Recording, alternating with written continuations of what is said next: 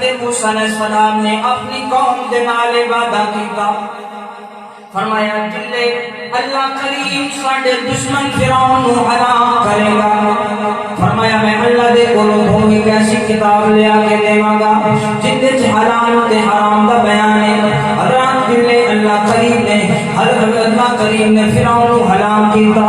حضرت موسیٰ علیہ السلام رب دی بارگاہ چال روئے، رب دی طرف متوجہ ہوئے، رب کائنات نے فرمایا اے پیارے